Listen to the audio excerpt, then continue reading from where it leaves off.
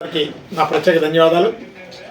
ఈరోజు రాష్ట్రీయ ప్రజా కాంగ్రెస్ పార్టీ ఒక రాజకీయ పార్టీ అని చెప్పుకోవడానికి ఎంతో గర్వంగా చెప్పుకుంటాం. కారణం ఏంటంటే మన పార్టీ సెక్యులర్స్ కానీ రాష్ట్రీయ ప్రజా కాంగ్రెస్ పార్టీ కానీ ప్రజా సమస్యల మీద ప్రతి వారం కూడా వారాంతం సమావేశాలు నిర్వహించుకుని ఆ సమావేశంలో చర్చించుకునేటువంటి విషయాల్ని ప్రభుత్వానికి తెలియవచ్చే విధంగా ఒక శాసనసభ్యుడి పార్లమెంటు మెంబరు కూడా చేయలేనటువంటి పనులు ఈరోజు రాష్ట్రీయ ప్రజా కాంగ్రెస్ పార్టీ అనేక సమస్యలకు పరిష్కారం చూపించినటువంటి ఘనత రాష్ట్రీయ ప్రజా కాంగ్రెస్ పార్టీ.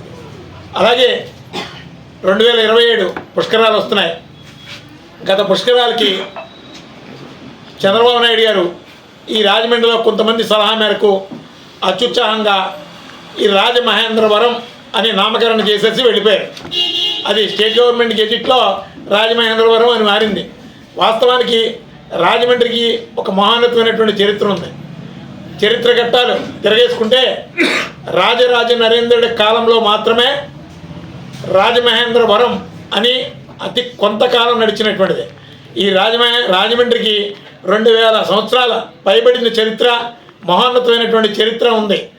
శ్రీ నన్నయ్య గారి దగ్గర నుంచి చూసుకుంటే ఎక్కడా కూడా రాజమహేంద్రవరం అనేది లేదు.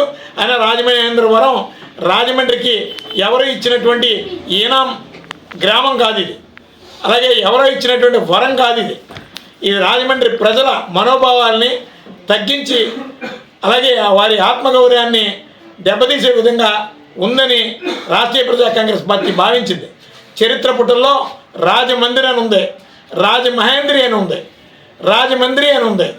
అందుకని రాష్ట్రీయ ప్రజా కాంగ్రెస్ పార్టీ ప్రభుత్వానికి మేము ఒకటే చెప్తున్నాం, రాజమండ్రిగా నామకరణం చేయండి 2027 పుష్కరాలకి. ఆ పుష్కరాలకి రాజమండ్రి ప్రతిష్టనే, రాజమండ్రి పేరు మార్చి రాజమహేంద్రవరంగా ప్రతిష్టను పాటు చేశారు. అలాగే ఇప్పుడు వచ్చే పుష్కరాలకైనా సరే రాజమండ్రి ప్రగతిని, రాజమండ్రి ప్రతిష్టని కాపాడమని చంద్రబాబు నాయుడు గారికి రాష్ట్రీయ ప్రజా కాంగ్రెస్ పార్టీ నుంచి విజ్ఞప్తి చేస్తాం. అదేవిధంగా రాష్ట్రీయ ప్రజా కాంగ్రెస్ పార్టీ ఈరోజు మేము ఒక విషయం చెప్తాం. ఈ రాజమండ్రిలో మున్సిపల్ కార్పొరేషన్ ఉంది. మున్సిపల్ కార్పొరేషన్ చుట్టూ అసాంఘిక శక్తులు, అలాగే యాచకులు, అలాగే కూతవేటి దూరంలో న్యాయ సముదాయాలు, కోర్టులు, ఒక పక్కన పోలీస్ స్టేషన్, ఒక పక్కన మున్సిపల్ కార్పొరేషన్, ఒక పక్కన సబ్ కలెక్టర్ ఆఫీస్. రాజమండ్రి నడిబొడ్లో యాచకులకి కేంద్రంగా మారిపోయింది. వాళ్ళకి ఒక షెల్టర్ జోన్స్ పెట్టి ఈ యాచకులు అసలు ఎవరు, ఎక్కడి నుంచి వస్తున్నారు, అసలు వాళ్ళంతా నిజంగా యాచకులేనా?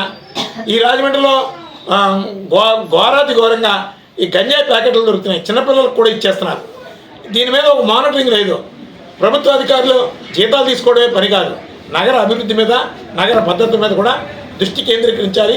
దురదృష్టవశాత్తు ఇక్కడ నేతలు స్పందించాల్సినటువంటిది రాజకీయ పార్టీగా మేము స్పందిస్తాం. ఇక్కడ ఎమ్మెల్యేలుగా పోటీ చేస్తున్నటువంటి వాళ్ళు కానీ, పార్లమెంట్ సభ్యులుగా పోటీ చేస్తున్నటువంటి వాళ్ళకి కానీ రాజమండ్రి మీద ఒక విజన్ లేదు. విజన్ లేకపోవడానికి కారణం మేము స్థానికులు అనే ఒక ఫీల్ వాళ్ళు ఎవరికీ లేదు. ఈ రాజమండ్రిలో పుట్టి పెరిగినటువంటి పార్టీ, ఈ రాజమండ్రి ప్రజల మనోభావాలు ఆలోచించేటటువంటి పార్టీ. ఈ రాజమండ్రి అభివృద్ధి, భద్రతా, సంక్షేమం అనేది రాష్ట్రీయ ప్రజా కాంగ్రెస్ పార్టీ కావాలని చెప్పి మేము సుమారు 27 సంవత్సరాలుగా రాజమండ్రి కేంద్రంగా మేము అనేక ప్రజా పోరాటాలు చేస్తాం. కానీ ప్రజల్లో మార్పు వస్తుంది. ఖచ్చితంగా రాబో రోజులు రాష్ట్రీయ ప్రజా కాంగ్రెస్ పార్టీకి మంచి భవిష్యత్తు ఉంది.